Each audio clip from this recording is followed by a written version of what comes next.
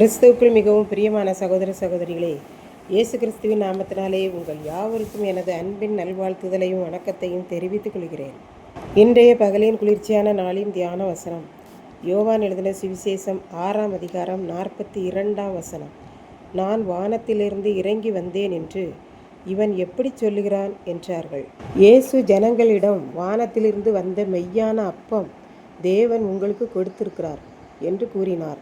வானத்தை விட்டு இறங்கி உலக மக்களுக்கு உயிரை கொடுக்கிற அப்பமே தேவன் அருளிய அப்பம் என்றார். உடனே ஜனங்கள், அப்படியானால் ஆண்டவரே, அந்த அப்பத்தை எப்போதும் எங்களுக்கு நீர் தர வேண்டும் என்று கூறினார்கள். அதற்கு இயேசு, தேவன் வானத்திலிருந்து உங்களுக்கு கொடுத்த ஜீவ அப்பம் நானே. என்னிடத்தில் வருகிற எவனுக்கும் பசி இருக்காது. என்னை நம்பி விசுவாசிக்கிறவனுக்கு ஒரு நாளும் தாகமும் இருக்காது என்றார்.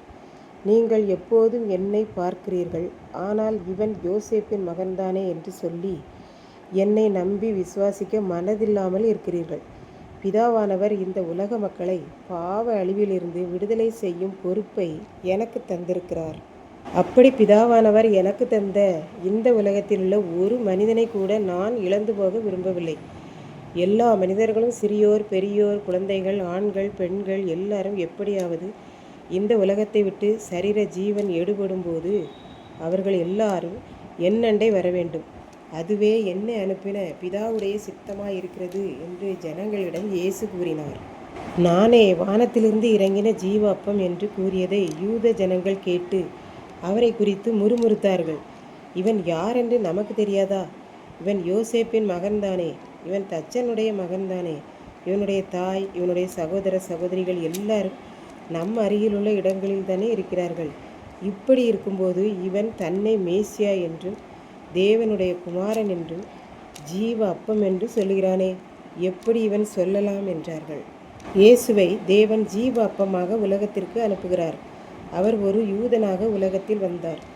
ஆனால் அந்த யூதர்களோ அவரை அறியாமலும் அவரை ஏற்றுக்கொள்ளாமலும் இருக்கிறார்கள் என்பதை அறிந்து இயேசு விசனப்படுகிறார் என்று பார்க்கின்றோம். இன்றைக்கு நாம் யூதர் அல்லாமல் இருக்கலாம்.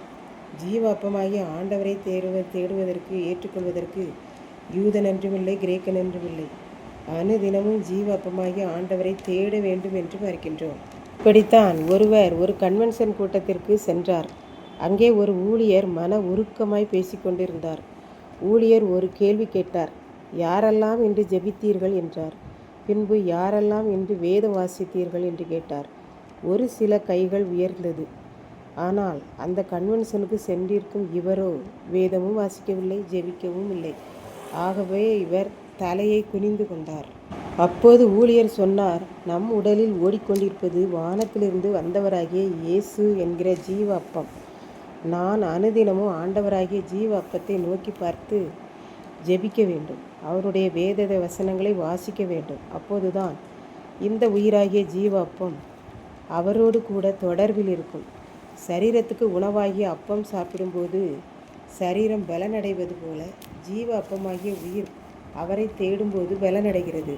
அவ்வாறு அனுதினமும் இந்த உயிர் ஜீவ அப்பத்தினால் பலனடைந்து சரீரம் என்று மறிக்கிறதோ அந்த நிமிடம் ஜீவ அப்பமாகிய உயிர் என்னிடம் வந்துவிடும்.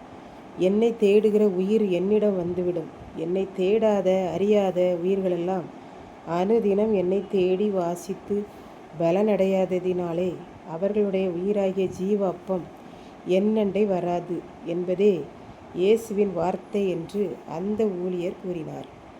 இதை கேட்டுக்கொண்டிருக்கும் எனக்கன்பானவர்களே, அன்றிலிருந்து கன்வென்ஷன் கூட்டத்திற்கு சென்றவர் அனுதினமும் வேதத்தை வாசித்து ஆண்டவரோடு பேசிவிட்டு தான் எங்கும் செல்லுவார். இன்றைக்கு நாம் இந்த ஆண்டவரை தேடுகிறோமா? எப்படி தேடுகிறோம்? அனுதினமும் சாப்பிட்டால்தான் நம்முடைய சரீரம் பலனடையும், உயிரடையும். அதுபோல அனுதினமும் ஜீவ அப்பமாகிய இயேசுவை தேடினால்தான், அவரோடு கூட பேசினால்தான் இந்த உயிராகிய ஜீவ அப்பம் மேலும் மேலும் பலனடையும். அதுவே நமக்கு ஜீவன். அதனால் தேவன் நம்மை இழந்து போகாதபடி அவரண்டை அவரோடு கூட இருப்போம். சரீரம் அழிந்தாலும் இந்த உயிர் அழியாதபடி ஆண்டவருடைய 2ஆம் வருகையில் ஜீவ அப்பம் உயிரடைந்து அவரோடு கூட செல்ல வேண்டும். அப்படி ஆண்டவர் நம்மை நடத்துவார். கர்த்தர் தாமே இந்த வார்த்தைகளை ஆசீர்வதிப்பாராக. ஆமேன். ஜெபம். அன்பின் ஆண்டவரே, இந்த அருமையான நல்ல நாளுக்காக நன்றி செலுத்துகிறேன். இப்போதும் இந்த வார்த்தைகளை கேட்டுக்கொண்டிருக்கிற ஒவ்வொரு பிள்ளைகளும் தன்னுடைய உயிராகிய ஜீவ அப்பத்தை அனுதினமும் பலனடைய செய்து உம்மோடு கூட வரவும் வாழவும் உதவி செய்தரலாம். மீட்பர் இயேசு கிறிஸ்துவின் நாமத்திலே தாழ்மையோடு வேண்டிக் கொள்கிறேன் பிதாவே. ஆமென்.